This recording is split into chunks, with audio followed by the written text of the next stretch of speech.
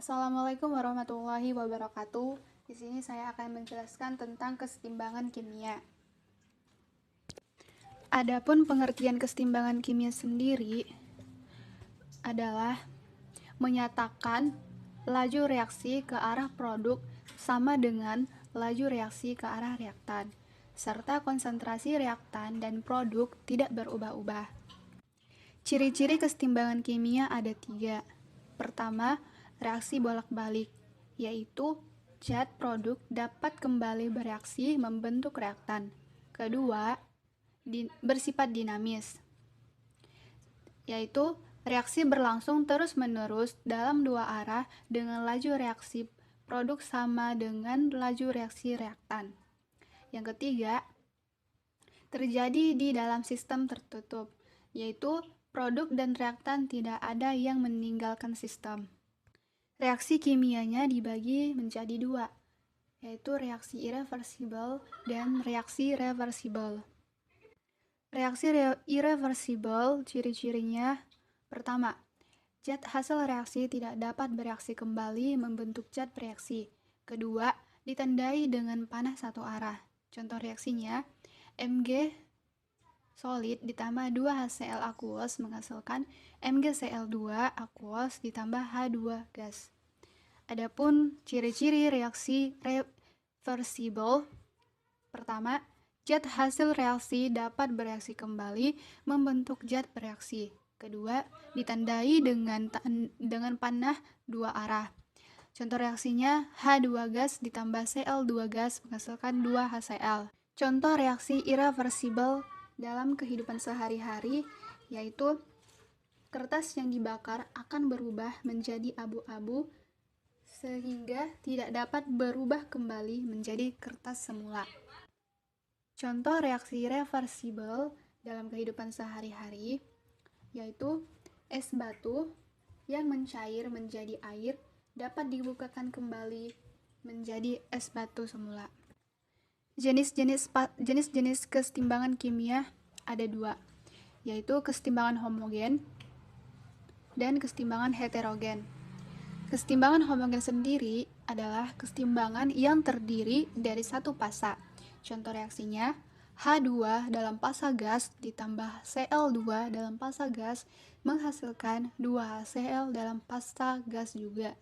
Sedangkan kesetimbangan heterogen, kesetimbangan yang terdiri dari dua fasa atau lebih.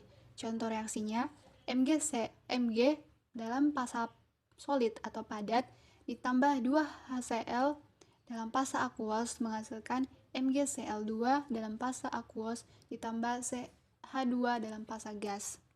Fasa sendiri terdapat 4 macam. Pertama, fasa solid atau padatan. Kedua, fasa aqueous atau larutan. Ketiga, fasa liquid atau cairan. Dan keempat, fasa gas. Contoh soalnya, golongkan reaksi-reaksi berikut ke dalam reaksi homogen atau heterogen. Contoh soal A. CaCO3 dalam fasa solid menghasilkan CaO dalam fasa solid ditambah CO2 dalam fasa gas. Merupakan kesetimbangan heterogen dikarenakan mempunyai dua fasa, yaitu fasa solid dan fasa gas. Pada contoh soal B, CO3 2- dalam fasa aqueous ditambah H2O dalam fasa liquid menghasilkan HCO3 dalam fasa aqueous ditambah OH- dalam fasa aqueous. Ini juga merupakan kesetimbangan heterogen dikarenakan mempunyai dua fasa yang berbeda, yaitu liquid pada H2O dan aqueous pada CO3 2- dan HCO3- dan OH-. Contoh soal C, CO2 gas ditambah H2 gas menghasilkan CO gas ditambah H2 gas. Ini merupakan kesetimbangan homogen dikarenakan hanya mempunyai satu fasa saja, yaitu gas. Pada contoh soal D, CaPO42 kali dalam fasa solid menghasilkan 3Ca2+ dalam fasa aqueous ditambah 2PO4 3- dalam fasa aqueous. Ini merupakan kesetimbangan heterogen dikarenakan mempunyai dua fasa yang berbeda, yaitu fasa solid dan aqueous. Pergeseran kesetimbangan menurut asas Lee-Cutler, jika terhadap suatu kesetimbangan dilakukan suatu tindakan atau aksi, sistem itu akan mengadakan reaksi yang cenderung mengurangi pengaruh aksi tersebut, di mana perubahan sistem akibat aksi dari luar sama dengan pergeseran kesetimbangan. Ada faktor yang mempengaruhi pergeseran kesetimbangan kimia ada 3. Pertama, perubahan konsentrasi. Kedua, perubahan suhu. Ketiga, perubahan volume atau tekanan. 1. Perubahan konsentrasi. Maksudnya, jika konsentrasi zat diperbesar, maka kesetimbangan akan bergeser menjauhi zat yang ditambah konsentrasinya. Jika konsentrasi zat diperkecil, maka reaksi akan bergeser mendekati zat yang konsentrasinya dikurangi. Contoh pada persamaan reaksi kesetimbangan berikut. Zat A menghasilkan zat B. Jika konsentrasi zat A ditambah, maka kesetimbangan akan bergeser ke arah zat B dan sebaliknya. Jika konsentrasi zat A dikurangi, maka kesetimbangan akan bergeser dari zat B ke A dan sebaliknya. Kedua, perubahan suhu. Jika suhu dinaikkan, kesetimbangan akan bergeser ke arah zat yang membutuhkan kalor, yaitu ke reaksi endotherm. Jika suhu diturunkan, kesetimbangan akan bergeser ke arah zat yang membebaskan kalor, yaitu ke reaksi exotherm. Ketiga, perubahan volume atau tekanan. Menurut hukum gas ideal, tekanan berbanding terbalik dengan volume. Contoh pada rumus Pp sama dengan nRT. Jika tekanan diperbesar, maka volume akan mengecil, dan reaksi akan bergeser ke jumlah koefisien yang kecil. Jika tekanan diperkecil, maka volume akan membesar, dan reaksi akan bergeser ke jumlah koefisien yang besar. Tetapan kesetimbangan. Tetapan kesetimbangan kimia merupakan perbandingan hasil kali data produk dengan hasil kali data reaktan yang masing-masing dipangkatkan dengan koefisiennya. Tetapan kesetimbangan ini memiliki harga yang tetap. 1. Tetapan kesetimbangan konsentrasi atau biasa disimpulkan dengan tetapan KC. Tetapan ini berdasarkan data konsentrasi reaktan dan produk, di mana KC sama dengan konsentrasi produk per konsentrasi reaktan. Untuk menentukan tetapan KC, terdapat perbedaan antara reaksi kesetimbangan homogen dan reaksi kesetimbangan heterogen.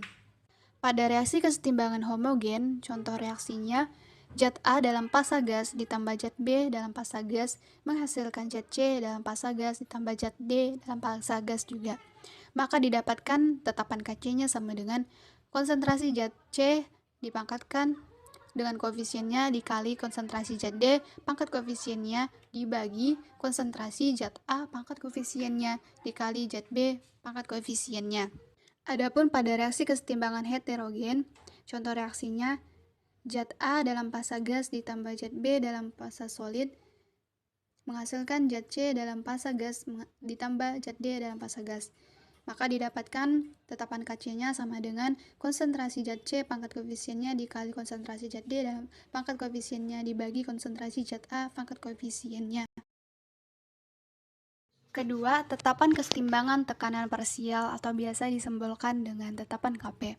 Tetapan ini berdasarkan data tekanan reaktan dan produk. Dalam perhitungannya, harga Kp hanya bergantung dari zat yang memiliki fasa gas, baik pada reaksi homogen maupun heterogen. Contoh reaksinya, zat A dalam fasa gas ditambah zat B dalam fasa gas menghasilkan zat C dalam fasa gas ditambah zat D dalam fasa gas. Maka rumus Kp-nya sama dengan tekanan parsial zat C pangkat koefisiennya dikali tekanan parsial zat D pangkat koefisiennya dibagi tekanan parsial zat A pangkat koefisiennya dikali tekanan parsial zat B pangkat koefisiennya. Dan adapun rumus tekanan parsial Tekanan parsial suatu zat sama dengan mol suatu zat dibagi mol total dikali P totalnya. Hubungan antara Kc dan Kp. Hubungan tersebut bisa dinyatakan dalam persamaan sebagai berikut. Pada reaksi zat A dalam fasa gas ditambah zat B dalam fasa gas menghasilkan zat C dalam fasa gas ditambah zat D dalam fasa gas. Maka didapatkan hubungannya sama dengan Kp sama dengan Kc dikali RT pangkat jumlah koefisien produk yaitu R ditambah S dikurang jumlah koefisien reaktan yaitu P ditambah Q. Contoh soal 5 mol gas PCl3 ditambah 5 mol gas Cl2 dibutuhkan untuk membentuk 3 mol gas PCl5. Diketahui tekanan total sebesar 2,1 atm. Tentukan harga Kp-nya. Adapun penyelesaiannya sebagai berikut. Pertama, dibuat dulu persamaan reaksinya, yaitu PCl3 dalam fasa gas ditambah Cl2 dalam fasa gas menghasilkan PCl5 dalam fasa gas. Mula-mula reaksi setimbang. Diketahui di soal, pada mula-mula terdapat 5 mol PCl3 dan 5 mol Cl2, tetapi tidak diketahui mula-mula mol PCl3. Yang hanya diketahui adalah 3 mol PCl3 pada akhir reaksinya. Maka mol di PCl3 sebanyak 3 mol saat bereaksi. Dan begitu juga ada mol di PCl3 dan PCl2 yang saat bereaksi masing-masing sebanyak 3 mol juga. Maka didapatkan mol PCl3 sebanyak 2 mol pada akhir reaksinya dan 2 mol Cl2 pada akhir reaksinya juga. Adapun mol totalnya sama dengan 2 mol PCl3 ditambah 2 mol Cl2 ditambah 3 mol PCl5 sama dengan 7 mol. Untuk menentukan tetapan Kp-nya, kita harus mencari jumlah tekanan parsial produk dibagi jumlah tekanan parsial reaktannya.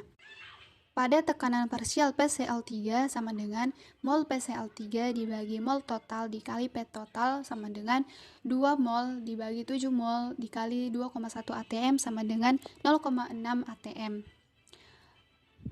Pada tekanan parsial Cl2 sama dengan mol Cl2 dibagi mol total dikali P total sama dengan 2 mol per 7 mol dikali 2,1 atm sama dengan 0,6 atm. Pada tekanan PCl5 sama dengan mol PCl5 dibagi mol total dikali P total sama dengan 3 mol dibagi 7 mol dikali 2,1 atm sama dengan 0,9 atm. Maka didapatkan rumus Kp-nya sama dengan tekanan parsial PCl5 dibagi tekanan parsial PCl3 dikali tekanan parsial Cl2 sama dengan 0,9 dibagi 0,6 dikali 0,6 sama dengan 2,5. Jadi harga Kp untuk reaksi kesetimbangan tersebut adalah sebesar 2,5.